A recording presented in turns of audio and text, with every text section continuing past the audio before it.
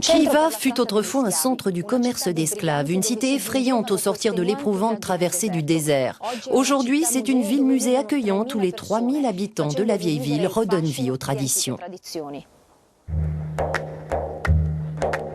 Aucun autre endroit ne restitue mieux l'atmosphère du désert qu'Ichan Kala, la ville intérieure de Khiva. L'ocre des briques de ses murs d'enceinte domine la vieille ville, située au sud du fleuve Amou Daria.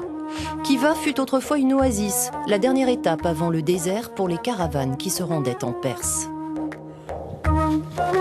Nul besoin d'aller bien loin pour voir comment ses habitants entretiennent les vieilles traditions. Même la fabrication du pain a des éléments d'une des plus grandes religions des temps anciens, le zoroastrisme.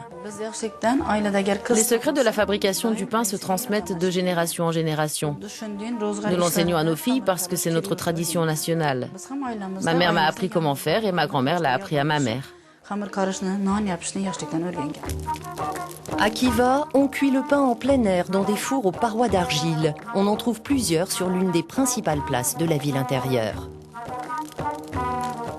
Le pain, c'est tout pour les Ouzbeks.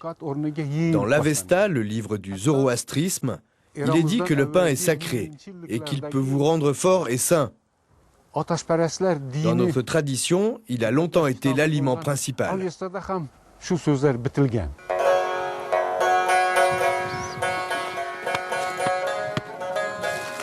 Ces cercles imprimés dans la pâte constituent le lien entre le pain et le zoroastrisme.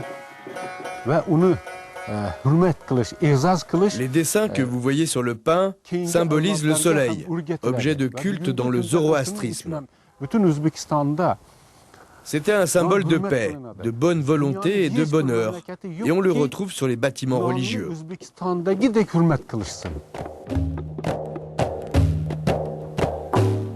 On apprend vite à repérer les influences zoroastriennes sur les façades de Khiva.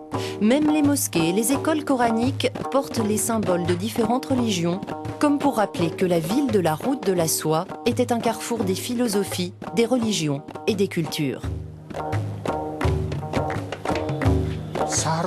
Il y a toujours eu un lien fort entre les gens du désert et les habitants de Khiva. Il y avait beaucoup de trocs, les nomades avaient du lait, de la viande, les sédentaires de Khiva, du pain et d'autres produits qu'on ne trouvait pas dans le désert.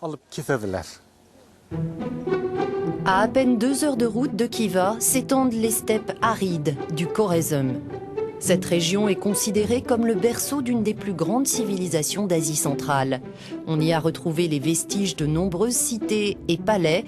Parmi les plus spectaculaires, on citera Ayaz Kala, un complexe de 3 forts, ou encore Toprak Kala. C'est là que nous nous sommes rendus avec un des tout premiers archéologues à avoir travaillé sur le site alors qu'il était étudiant. Les fouilles ont duré de nombreuses années.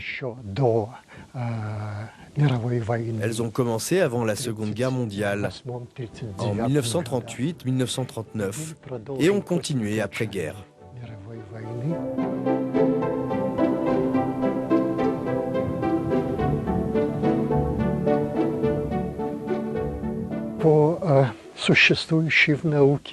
Selon une théorie scientifique actuelle, ces immenses ruines des temps anciens ont été la résidence des rois du Khorezm au IIIe siècle de notre ère. Aujourd'hui, il est possible d'explorer une vingtaine de forts aux murs de terre dans cette région dite des 50 forteresses, ce nombre étant bien sûr une approximation.